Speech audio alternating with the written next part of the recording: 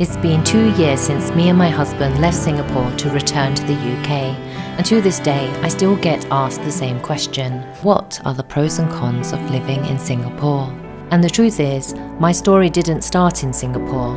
It started back in London when the pandemic stopped the world from turning, but I wanted to keep moving.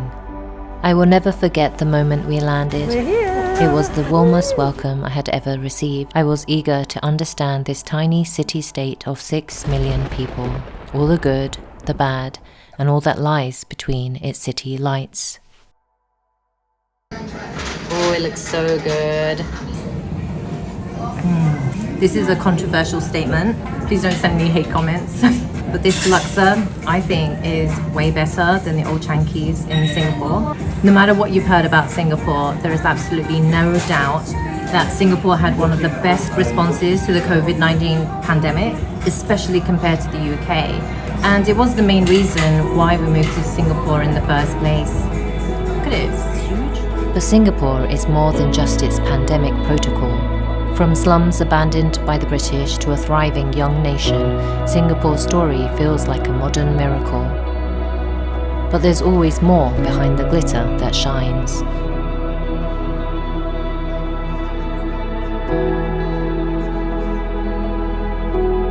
After arriving, my husband had about 2 months before he started work, so we decided to explore Singapore on the fantastic MRT system. Singapore's public transport system is excellent, as well as cheap, efficient and clean, especially compared to the London Underground. Sometimes on the London Underground you can get some inconsiderate passengers, not all the time, but sometimes, who can be very, very loud, and they play very loud music. This MRT really becomes essential for most people since owning a car in Singapore is notoriously expensive, and you might just prefer it to sitting in horrendous traffic. On Singapore's daily commute, I savoured the quiet, barely any blaring phones, no loud talking, and no annoying music. It was mostly calm and respectful. It struck me how deeply I would feel the strict and collectivist culture from the start. There's only one problem with the Singapore MRT, and that is that people don't tend to let other people get off the train first. In London, there's 2 cardinal rules. You always stand on the right, and you always let people off the train first. And so in Singapore, because people don't follow that, there'd always be a bit of a scramble at the doors, and it would be quite funny actually. Through this shiny metallic network, we visited the many malls with what felt like 1 billion shops, explored the different neighbourhoods, the futuristic tourist attractions, and the man-made Sentosa beaches, which, although beautifully designed, did have a fair bit of plastic pollution washed up on the shores. We were in awe of Singapore's striking architecture and design. From Changi's indoor waterfall to colourful shophouses, the city feels beautifully curated. There's real creative talent here, but it does feel restricted. Art that touches on politics, race or identity is usually reviewed and approved before public display, a process I haven't really experienced elsewhere, especially not in London. If you're a creative foreigner living in Singapore, you may find this challenging. To me, art is how we express our humanity and question our world, so at times I feel this process doesn't allow foreigners to fully know Singapore. But I wonder if restraint itself can be an artistic tool, one that pushes artists to create with greater intention and clarity of their message. Then, after a while, we made our transition from tourists to foreigners and began looking for a long-term rental. We initially enjoyed Singapore from a serviced apartment in a hotel, which was basically a studio apartment really. And then we moved into a beautiful heritage shop house where unfortunately we had a few problems and rental hikes for no obvious reason. You wouldn't be the only foreigner in Singapore to feel like a human ATM cash machine. It was a real shame to have our first living experience in Singapore like this. But I think a lot of it comes down to the fact that I don't think Singaporeans really know what it's like to rent, because mainly Singaporeans live with their families. And there's nothing wrong with that. In my culture, Bangladeshi culture, We tend to do that too, although the younger generations don't really do that, like me and my husband. So I think the main people in Singapore who can relate to this rental hike pain are the local businesses in the F&B industry. So we were really keen to just get a long-term apartment that was not a studio any longer. We recruited some very good Singaporean property agents, and properties were just getting snapped up left, right and centre. So if it's your first time navigating Singapore's property market, I really do recommend getting a property agent because they will really help you with your options, including condos, which are the most popular choice for foreigners. They're modern apartments with pools and gyms, but often feel small and tight, with living, dining and workspaces blending into one. Houses are rare and pricey, suited to larger families and larger budgets. But for us, renting a HDB flat was exactly what we were looking for. They are the first homes of the first citizens of modern Singapore in the 1960s. They are surrounded by hawker centres and are more spacious than condos. Ooh, it's banh mi time! Yeah. They offer a unique window into real Singaporean life that you just won't get with living elsewhere.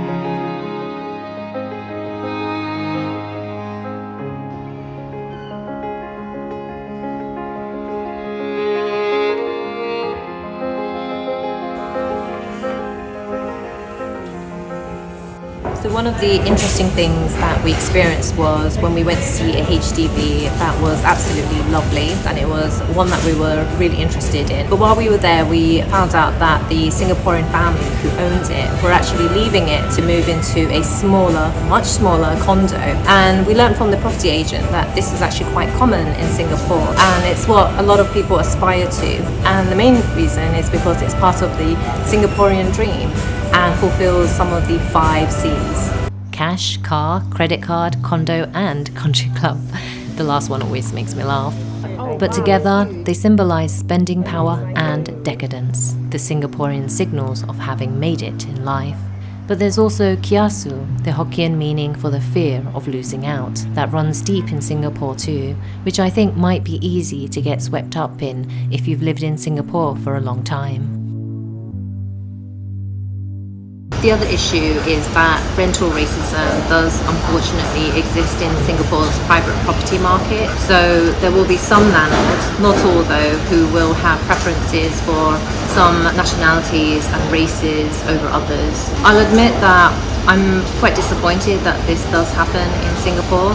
I think it's quite uncommon, but still, in a country where racial harmony is a national pride, I'm just really shocked that it does occur, and it shouldn't. The collectivism I admired seemed to clash with the competitiveness of the kiasu mindset, and I realised that I hadn't quite figured Singapore out just yet.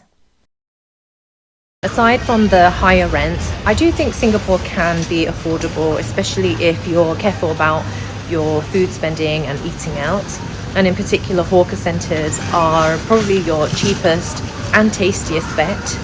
I'm not really big on restaurant eating now because I do find since high inflation, what's happening is service has gone downhill, particularly in London. I personally enjoyed a cup of tea from Yakun Kaya Toast or Toast Box every day. And we did have a favourite spot in the Balestier area for Kaya Toast, where it was absolutely delicious. With respect to food shopping, we mainly went to Fair Price, which I think was fairly priced. Just these then.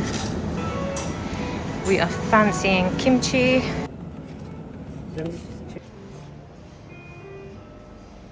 But there are wet markets and cheaper sort of farmers markets, I guess, where local Singaporeans are selling their own produce, which I think is really nice to help support the local businesses there as well.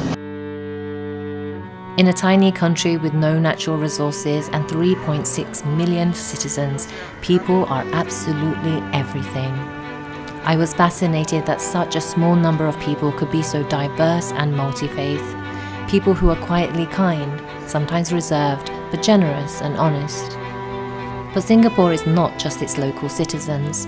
It's also a city built by a mosaic of people from absolutely everywhere. As you probably already know, Singapore is a hub for finance, insurance and technology. And I think for foreigners in particular who are working there are financial rewards. So there are lower taxes there that you'd be paying.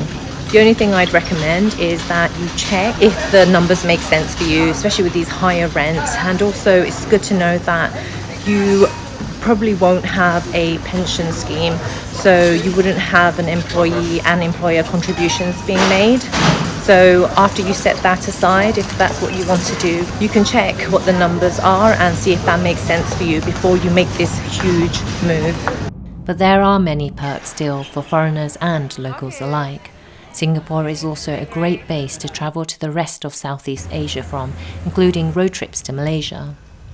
Even within Singapore, there is a lot to do. I loved visiting Singapore's many parks, and I wondered how old these tropical trees were.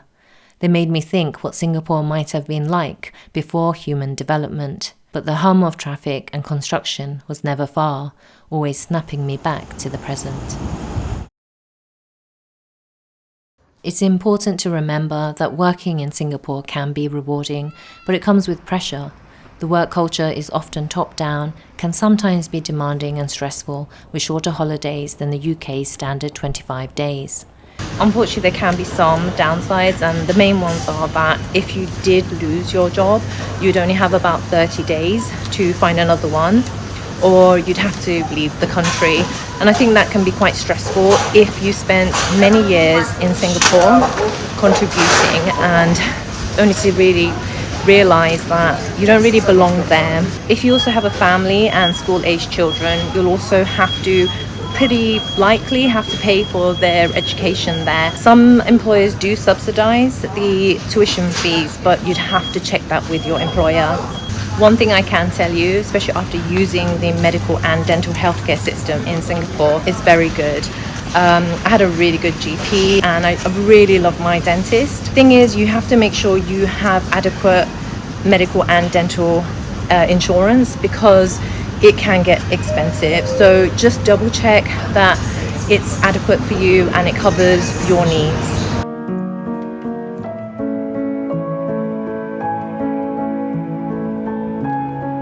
Foreigners in Singapore aren't just from Western countries though. They're also from places like Bangladesh, where they come to Singapore as construction workers and help build these fantastic buildings in Singapore.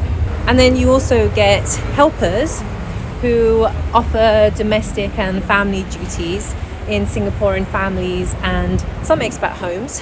And they're mainly from places like the Philippines.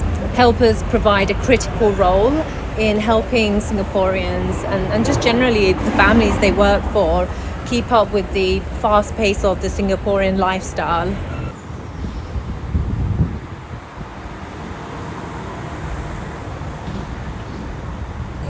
Having a helper is actually very alien to us. It's not really part of British culture. It's not something that we typically do for our families. But I have been seeing it more and more in more affluent areas in the UK now.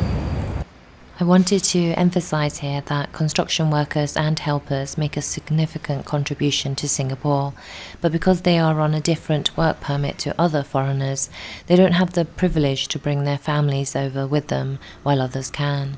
So it's really important to remember that they have come to work in Singapore just like me and my husband did, but without their loved ones, and I think it's a real testament to the sacrifices they make. And the most amazing consequence of this multicultural spirit is that it shines most through Singapore's international food scene. From Ramadan bazaars, hawker centres and kopitiams to trendy cafes and world-class restaurants. There really is something for everyone here, especially if you love to eat. And who doesn't love to eat? Street crime in Singapore is also remarkably low. We always felt safe walking anywhere, even late at night when my husband would practice playing football. Still, it's wise to stay cautious like anywhere else. Beware of online scams and don't leave valuables unattended, even when choping, which is the local custom of reserving a table while you order food. And it really is okay to just leave a packet of tissues to reserve a table. They are well-respected items in Singapore. Serious crimes occasionally make the news in Singapore, and they can feel especially shocking given how safe it generally is. Still, it's worth remembering that real people have been harmed and are seeking justice. As foreigners who may enjoy certain privileges and feel reassured, we should be careful not to minimize victims' experiences. Singapore also takes crime seriously with strong public campaigns, especially against harassment that many other countries could learn from. So, is Singapore overhyped? It depends on what you're looking for. If you want order and opportunity, Singapore delivers. But if you crave spontaneity or creative freedom, it can feel constrained sometimes. Like any place, it has pros and cons, systems that feel rigid, moments that seem cold or transactional, especially in the rental market. Yet its soul is vibrant, disciplined, and warm. Living here feels like stepping into a meticulously crafted machine, dazzling, efficient, sometimes overwhelming. The city hums with ambition, but beneath the success, some can slip through the cracks, maybe worn down from chasing the Singaporean dream. That pressure isn't unique to Singapore though, it's something many of us quietly wrestle with. When I looked deeper, I saw how Singapore's early fight for survival shaped that relentless drive. I can empathise with its roots and how the 5 Cs, like stars, chart a path toward a complete life. I definitely see the allure. Still, I wonder how Singapore might redefine its dream, one that keeps reaching for the stars but lets us look around, not just up. I haven't quite figured Singapore out yet, but maybe Singapore is still figuring itself out too, still rewriting, rebuilding, and reimagining what it wants to be. And maybe that's what makes it worth living here as a foreigner, learning a different way of life, and watching a nation reach for its stars while also helping me figure out my own dreams along the way.